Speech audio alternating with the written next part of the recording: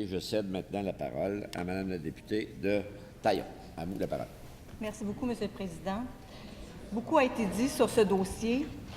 Je trouve très déplorable qu'une situation aussi simple nous amène aujourd'hui à ce type d'échange, alors que nous avons effectivement tant à faire pour le Québec.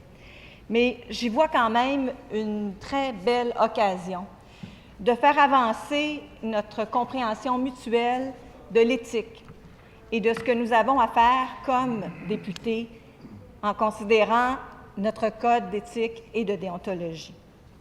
J'aimerais développer deux volets. D'abord, certaines informations objectives, donc des éléments nouveaux, des faits, et puis ensuite, un enjeu éthique dont je voudrais parler plus élaboré davantage. Donc, les faits, en fait, il y a eu quelques informations objectives qui ont été publiées la semaine dernière et qui permettent à la population, maintenant, aujourd'hui, de mieux comprendre le caractère marginal de la pratique et du comportement du député de Jean Talon par rapport à ses autres collègues médecins. Alors, quelques éléments dont je vais vous parler et deuxièmement, la dimension éthique.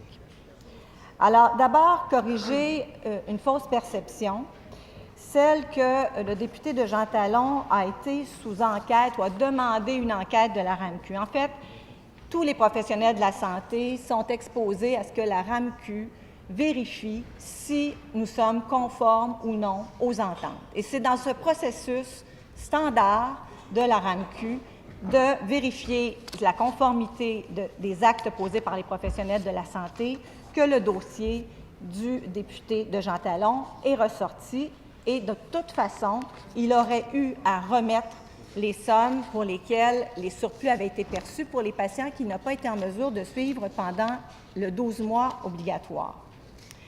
Donc, il n'est pas question de grandeur d'âme. Le remboursement, il est automatique et il se fait de toute façon. Deuxième élément qui a été corrigé par le gouvernement du Parti québécois, c'était de prendre autant de patients et une dimension qui n'a pas été évoquée encore jusqu'à maintenant, la possibilité de pouvoir se référer soi-même des patients. Et ça aussi, ça a été un autre endroit où, malheureusement, le député de Jean Talon a vraiment beaucoup procédé de cette façon-là. Troisième élément, donc se référer des patients, et puis, bien sûr, remettre de l'argent et donner à des bonnes causes quand cet argent-là, on ne devait pas au départ le toucher. Ce n'est pas très noble en soi.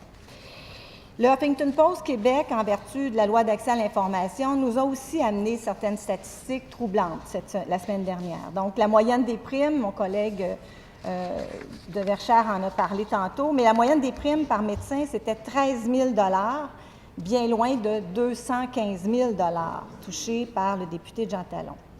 Et même pour les primes perçues en trop, le député de Jean Talon est vraiment un cas à part parce qu'au total, la RAMQ a réclamé 120 000 à 104 médecins entre novembre 2011 et décembre 2012. Ce sont les derniers chiffres disponibles pour des médecins qui n'ont pas pu assurer le suivi minimal de 12 mois. Or, la somme remboursée par le député de Jean Talon représente 20 du montant réclamé à ces 104 médecins.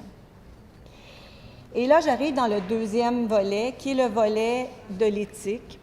Et je le fais avec beaucoup d'humilité. Nous sommes tous, je pense, en apprentissage par rapport à ces dimensions-là, mais on doit absolument maintenant se repositionner parce que je pense que la population a rehaussé ses critères d'éthique et je pense que c'est très sain pour notre société. Et on arrive dans la dimension, à tout le moins, d'apparence de conflit d'intérêts. Et quand on se positionne dans cette dimension-là, eh bien, on s'expose à des risques. Et c'est ce risque-là auquel actuellement est confronté le ministre de l'Éducation.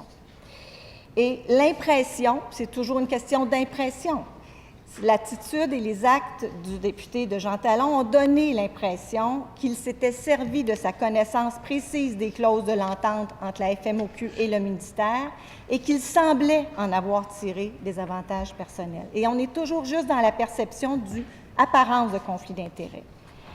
Mais donc, la règle dont on parle et dont mes collègues du Parti libéral parlent beaucoup, il y a toujours la règle et l'esprit de la règle. Et il y a une façon simple de vérifier si on respecte l'esprit de la règle. C'est de se poser la question. Si tout le monde qui avait le potentiel de poser ce geste-là avait fait ce que j'ai fait, est-ce que ça aurait respecté l'esprit de la règle?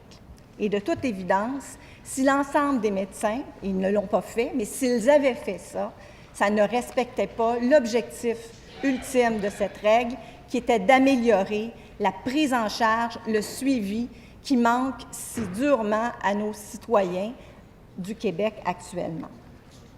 Le premier ministre, dans son discours d'ouverture, a dit « Notre fondation est constituée de 3 blocs, un ton et un comportement marqués par le respect et l'écoute, la transparence dans nos actions et notre utilisation des fonds publics, l'intégrité de nos administrations publiques. » Je crois que cet exemple d'aujourd'hui nous amène à approfondir notre réflexion par rapport à ces enjeux et à faire en sorte que ce ne soit pas que des mots qu'on retrouve dans notre code d'éthique et de déontologie.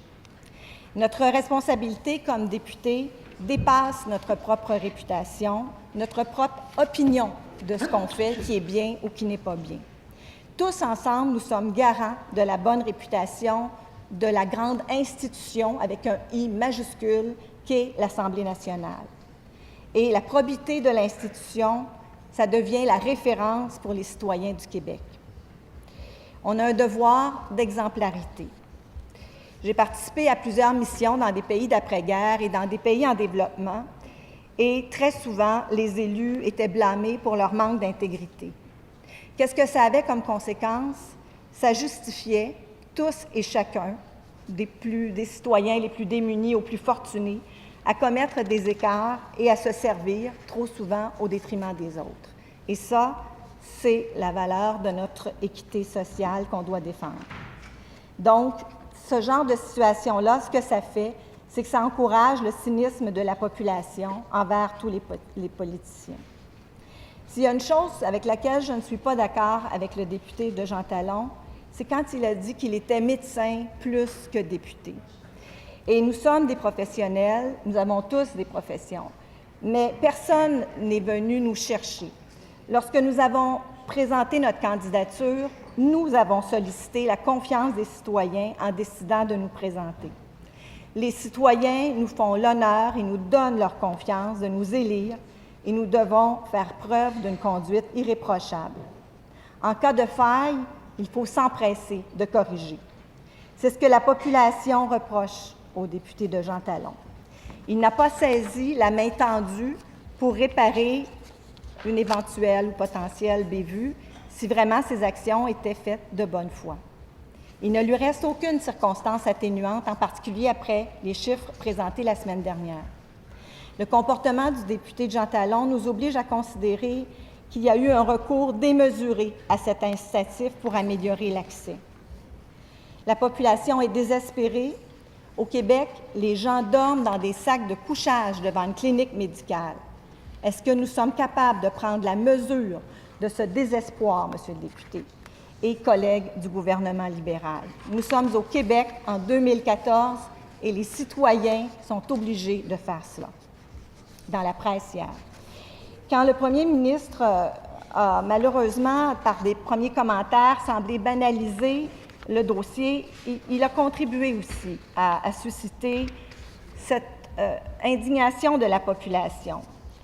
Alors, pour assurer l'honneur et le respect des citoyens à l'endroit de l'ensemble des élus, mais surtout à la grande institution qui nous dépasse tous, qui est le Parlement de l'Assemblée nationale, le député de Jean Talon devait et doit encore remettre 215 000 $. Nous sommes au service des citoyens et non à notre service. Vous savez, quand on travaille en santé, il y a certaines erreurs qui sont irréparables. Celle du député Jean Talon l'était et il n'a pas su la réparer. Sa résistance à rembourser est préoccupante, car ce n'est pas tant l'argent, mais ce qu'elle démontre, c'est qu'au fond de lui, le ministre n'a pas compris ce que les citoyens du Québec attendent avec raison de leurs députés. C'est ce devoir d'exemplarité et le non-remboursement complet des primes devient, par contre, une faute grave et irréparable aux fonctions d'un député. L'actuel ministre de l'Éducation, pour qui j'ai par ailleurs un grand respect, fait malheureusement un mauvais calcul, car l'honneur et la dignité valent beaucoup plus que ces primes.